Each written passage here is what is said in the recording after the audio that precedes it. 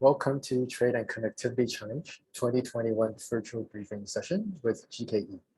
My name is Billy Law, representing Verizon Enterprise Singapore as the moderator of this session. Today, it is our pleasure to have the GKE team, including Michelle and Catherine, to walk us through the ins and outs of their challenge statement, awaiting for your solution. So the rundown for today's session is fairly straightforward. In the first half, we'll start off with the GKE team presenting the challenge statement, which is a solution that can automate jobs, drivers, and trucks assignment, send real-time notifications to drivers, and allow information arising from successful deliveries such as delivery orders to be captured and processed at real time. And then we'll wrap up with a Q&A session. If you have any questions during the presentation, please feel free to submit your questions on the Q&A panel of this Zoom webinar. Please also note that this session will be recorded and then uploaded onto the challenge platform at tradeandconnectivity.innovation-challenge.sg for future viewing. So now, without further ado, I'll pass the mic to you, Michelle. Thank you so much.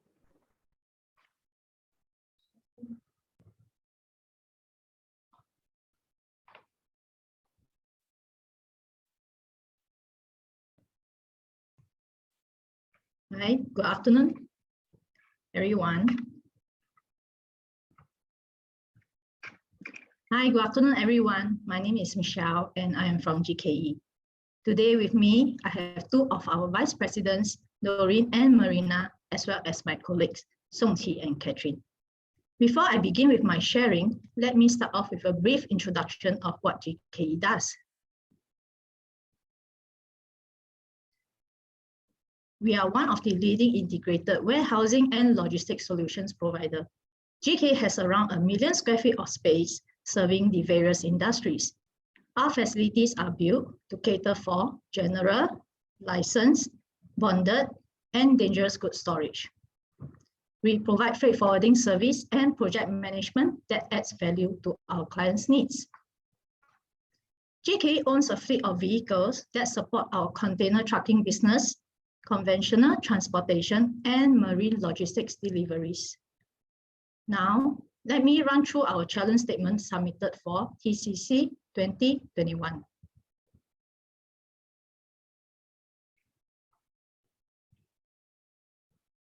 Our challenge statement this year includes manual planning, rescheduling, and notifying each driver on their work schedule. Sad to say, there are still requirements for our drivers to collect physical delivery orders from our office before the start of job. And with the current pandemic situation, the signed documents are not returned to office immediately for processing as well. I will share more details on how this works in the next few slides. Firstly, I will start off with e-scheduling. We have a project that operates 24/7, 365 days. Our customer will email their order and indicate the quantities they will need for the next day. After receiving the orders, GKE will need to arrange the trucks and provide the drivers according to their demand. If we fail to do so, liquidated damages will start to kick in. Here, I am sharing on a few conditions that we will need to consider before planning the schedule for this project. The first condition is to fulfill the daily order of 2 shifts, but with the restriction on the work days for both shifts. The day shift drivers are not allowed to work more than 6 days in a row, and the night shift drivers no more than 5. Second, we will need to factor in the leave applied by the drivers, which usually is approved way before the schedule is out. The last condition will be sending the schedule that have been planned for the next 2 weeks to all drivers before customers drop their orders. Okay, this table shows an order of 4 and a schedule planned for 7 days that was already sent and accepted by drivers. One problem we face is the revision of planned schedule. For example, Edison called up on a Wednesday night and informed that he will be on medical leave the next day, which is supposed to be his scheduled work day for the morning shift.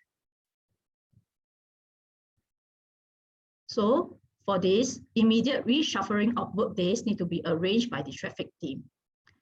Our team will start contacting the next available replacement driver, Chris, who is having his off day, and request him to step in for Edison instead. However, it doesn't end here. We must make another revised plan for subsequent driver, for instance, Andy. So you can see from the table that Andy's off day will have to be swapped with Chris to fulfill the daily order of 4. There are some pain points when it comes to rescheduling. Firstly, manual readjustment of the schedule can be very taxing. Next, consider various variables and notifying each and every affected driver can be time-consuming as well. In fact, with all this revision done, there might be potential risk of not sending out the correct notifications to the drivers. So how do we overcome these pain points? We have 3 ones overcoming our challenge. What we want is a system that can automate schedule and reschedule based on preset and revised conditions.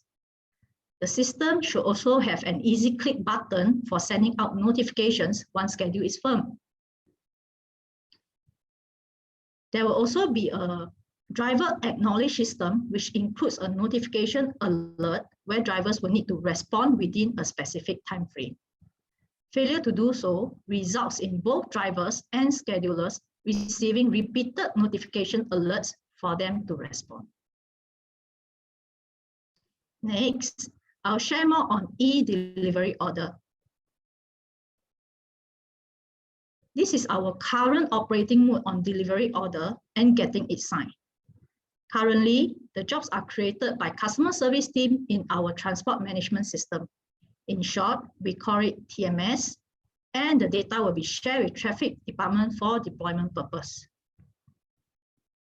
With the information, the traffic team will assign drivers and trucks for each job by duplicating the data and sending instruction to driver with the use of another communication software. Drivers will need to issue or collect physical delivery order from office before the start of job, as well as returning the signed documents to office after job completion. We hope to eliminate 2 of the steps, which is step 3 and step 4. We believe this will enhance the efficiency and reduce physical contact should the situation not allow them to do so. The next few slides will have more detailed explanation on what we want. Okay, this is an example on how the flow we would like to have. Customer service team will start off by keying in the job requirements into TMS. These job requirements includes collection point, destination, quantity of goods, and any other special requests. Next, traffic team will enter the vehicle and driver's details in the column in pink. After confirming that everything is in order, traffic team will click on the send button and the drivers will immediately receive the job instruction on their mobile device.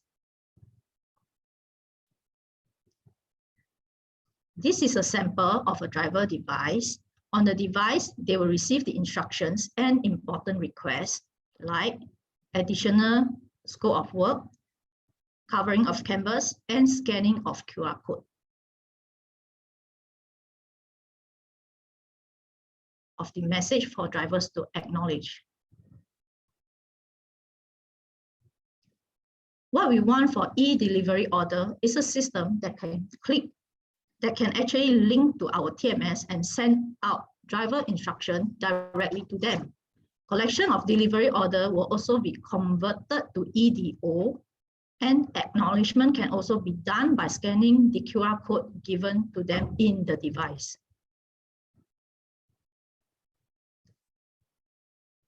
The final steps requires the customer name, company name, contact number, and signature. Once that is done, customer will click on the submit button, which immediately sends the signed documents to both GKE customer service and traffic team. To summarize, the desired outcome we want for the e-scheduling is to have a system that can automate assigning of drivers and trucks, as well as transparency of each notifications.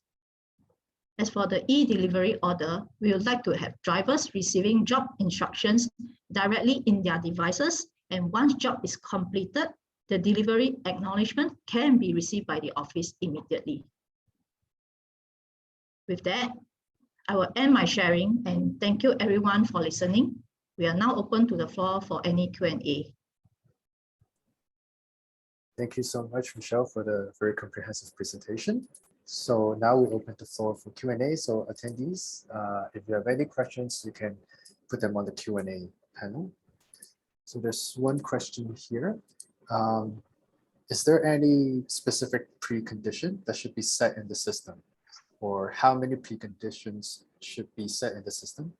There can be too many preconditions, but if difficult that our system covers any precondition.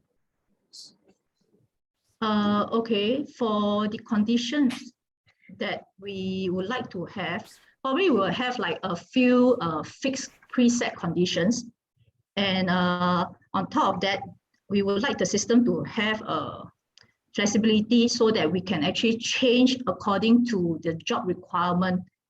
You know, like example, for different customers, they might have different requirements based on their orders.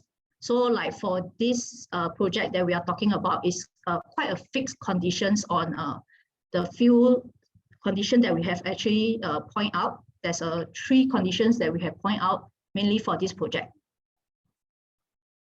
Yeah. Okay, thanks. And we have another question. Are there different process between IGH and FCL fleet? Is there any loose delivery other than container delivery? Yes, there are actually 2 different type of scope of work. IGH basically is a 24/7 running type of operation. For FCL and LCL job, usually it will depend on customer placing the orders based on their demand. So the project that we are currently talking about is more for IGH, and it's a 24/7 running schedule. So we actually send the jobs or send the schedule to the drivers way before the orders is dropped. So if there's any changes during the process, daily process, right, we will have to actually send back to the affected drivers again to inform them that, you know, their schedule is changed, ask them to do any replacement, get back to work, you know, to replace another drivers that's not available. So it's 2 different process. Yes. Great, thank you. Any other questions from the attendees? This is a chance. Or for the rest of the team, if you have anything to add, you can feel free to add on as well. Yep.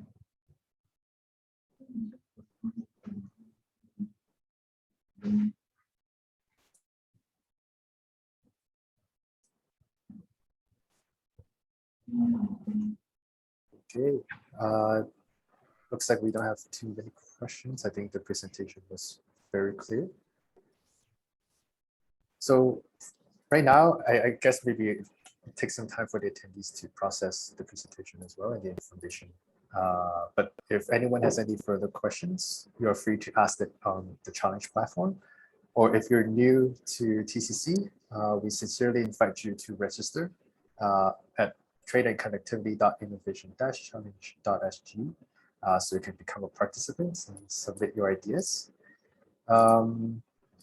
Before we wrap up today, I'd just like to ask if anyone from the GKE team would like to have any closing remarks.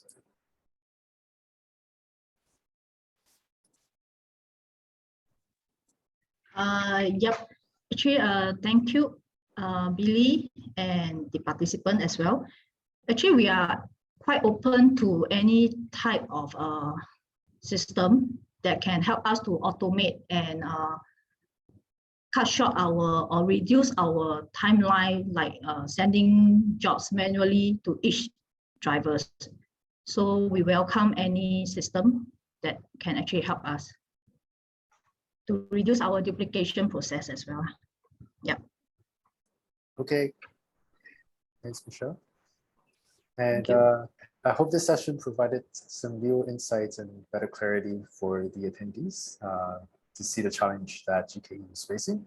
And we're looking forward to seeing your submissions by December 30th of this year. So again, I think this is a wrap. So thank you very much to Michelle and the GKE team, and for the attendees. We appreciate you taking your time to attend this session today. And we look forward to seeing you very, very soon. So thank you so much, everyone. Have a great rest of the day. Thank you. Yeah, Thank you. Goodbye. Bye.